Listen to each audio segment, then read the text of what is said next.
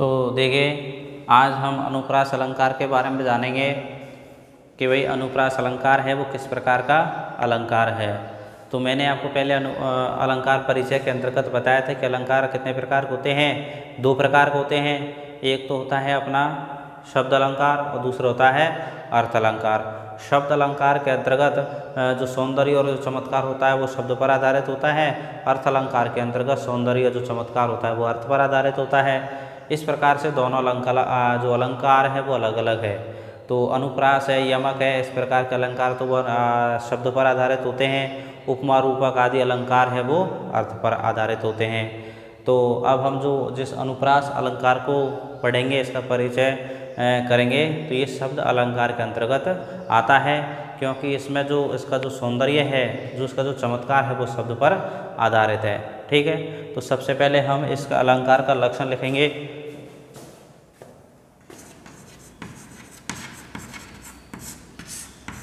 लक्षण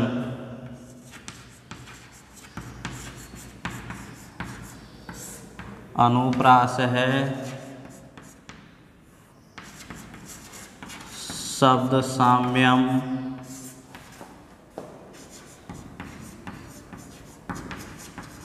वैषम्ये अपि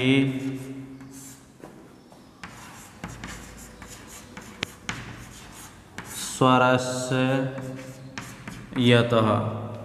तो देखिए, ये जो परिभाषा है वो साहित्य दर्पण की है, आचार्य विश्वनाथ की परिभाषा है, आचार्य विश्वनाथ ने दी है। एक मम्मट की भी परिभाषा देख लेते हैं हम, आचार्य मम्मट की। तो उन्होंने लिखा है वर्ण साम्यम अनुप्रास है, ये मम्मट के अनुसार है। ठीक है, तो देखिए, हम इसकी जो लक्षण लिखा है हमने इसका, तो अनुप्रास है शब्द साम्यम वैषम्ये अपि स्वरस्य यतः।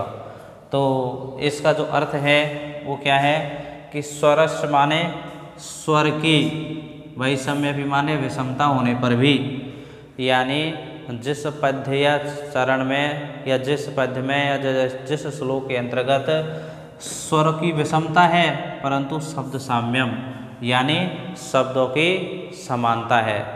क्या है इसका अर्थ? जहाँ पर स्वर की विषमता होने पर भी शब्द का साम्य होता है उसे हम अनुप्रास अलंकार कहते हैं। ये तो हुआ साहित्य दर्पण के अनुसार। वर्ण साम्यम अनुप्रास है। और आचार्य मम्मट ने क्या है, वर्ण माने अक्षरों की जहाँ पर अधिक समानता है उसको हम अनुप्रास अलंकार कहते हैं।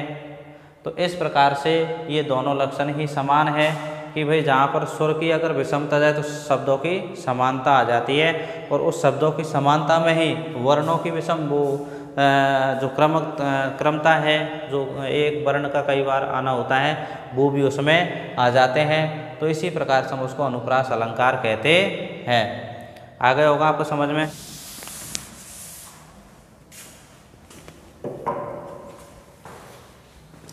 एक बार हम इसका अर्थ समझेंगे। तो देखिए, अनुप्रास इसका अर्थ क्या होता है। तो देखिए, अनु का मतलब होता है रस से अनुगत, रस से अनुगत, और प्रेक का अर्थ है प्रेकृष्ट। ठीक है, और आस का मतलब है विन्यास या स्थापना। आस का मतलब क्या हुआ? स्थापना। अतः अनुप्रास का अर्थ हुआ, क्या हुआ? यानी रस से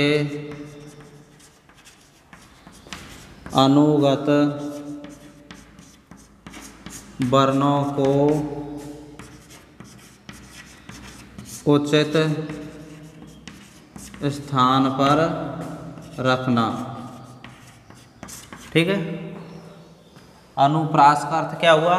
रस्य अनुगत, प्र का अर्थ मतलब प्रकृष्ट, अतः उत्कृष्ट, और आस का मतलब विन्यासीय स्थापना। अतः अनुप्रास का अर्थ क्या हुआ? रस्य अनुगत जो वर्ण है, जो अक्षर है, उनको उसके जो उत्कृष्ट स्थान होता है, उचित स्थान होता है, उस पर हम स्थापित करते हैं, वो ये अनुप्रास होता है। लेकिन किस प्रकार का होता है?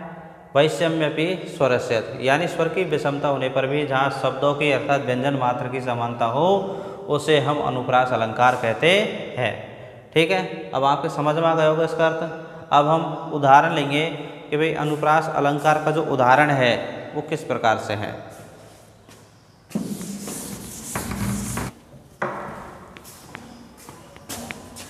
उदाहरण,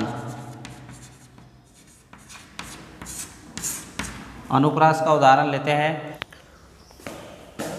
तो देखिए, ये अपन का जो उदाहरण है, अब हमने ये उदाहरण लिखा है, लता कुंजम गुंजन मद बदली पुंजम चपलयन समालिंगम अनंगम द्रुततरम अनंगम प्रबलयन मरुन मंदम मंदम दलतमरविंदम तरलयन रजो वृंदम बिंदन कृति मकरन्नम दिशि दिशि। तो देखिए किस प्रकार का बहुत ही एक अच्छा उदाहरण है। इसमें बताया गया है कि जो पवन है, यानी जो हवा का झोंका है, वो लता कुंज, जिनके अंदर, लता कुंज का मतलब जानते हैं आप? लताओं का एक समूह, जहाँ पर भौरों का समूह भी बैठा हुआ है, तो वो भी उनको क्या कर रहा है? उनको भी उत्तेजित कर रहा है, अर्थात उनको भी धीरे धीरे हिला रहा है। तो देखिए, लता कुंजम गुंजन, गुंजन मत बत अली पुंजम चपलयन, यानी गुंजन करने वाले, गुंजन का मतलब जो भौरे गुंजायमान होते हैं, अर्थात उनकी जो आवाज़ होती है वो गुंजन सब, यानी गुंजन मद, यानी गुंजन करने वाले, मत वाले, अली पुंजम, अली का मतलब होता है भौरों के समूह से युक्त लता कुंज को चपलेन माने चंचल बनाता हुआ। चंचल का मतलब हिलने वाली, उत्तेजित होने वाली, हवा से हिलने वाली। ठीक है, तो यहाँ पर देखिए, यानी गुंजन करने वाले, मत वाले, भौरों के समूह से युक्त लता कुंज को चंचल बनाते हुए, और अंगम माने जो शरीर है उसको भी समालिंगम माने आलिंगन करते हुए, द्रुततरम अंग अनंगम प्रबलन, और शीघ्रता से कामदेव को भी प्रबल करते हुए, दलितम अरविंदम मंदम मंदम तरलन, अर्थात कमल, जो विकसित कमल है उनको भी धीरे धीरे मतलब विकसित करते हुए, रजो वृंदम वृंदम कीर्ति मकरंदम दिशि दिशि, अर्थात जो पराग समूह को धारण करने वाले जो मकरंद यानी पुष्प रस है, उनको भी यह हवा धीरे धीरे प्रत्येक दिशा में बिखेर रहा है। अर्थात किस प्रकार का अर्थ है कि भाई जो हवा है वो क्या धीरे धीरे चल रही है, और बागों के अंतर्गत यानी उद्यान के अंतर्गत लताओं का जो समूह है, सब भौरों का समूह बैठा है, वो धीरे धीरे हिल रही है, और ऐसा जैसे लग रहा है जैसे वो अपने एक दूसरे के शरीर का आलिंगन कर रही हो, कामदेव को प्रबल बना रही हो, अर्थात विकसित कमल भी धीरे धीरे विकसित हो रहे हैं, हल रहे हो, अर्थात उनका पराग जो समूह है वो धीरे धीरे सभी दिशाओं में फैल रहा हो। तो इस प्रकार का इसका अर्थ है। अब हम देखते हैं कि भाई इसमें अनुप्रास अलंकार कहते हैं कैसे हैं। तो अनुप्रास अलंकार का जो हमने लक्षण लिखा वो कैसा है? स्वरस्य वैषम्य, यानी स्वर की चाहे विषमता हो परंतु वहाँ पर शब्दों की समानता या व्यंजन मात्र की समानता हो, उसे हम अनुप्रास अलंकार कहते हैं। जैसे अंजम, न और जय की, यानी पहली पंक्ति में अंजम, ठीक है, और ये अंजम, गुंज न जनल, यानी यहाँ पर 3 बार प्रयुक्त हुआ है, तो ये इसमें अनुप्रास अलंकार है।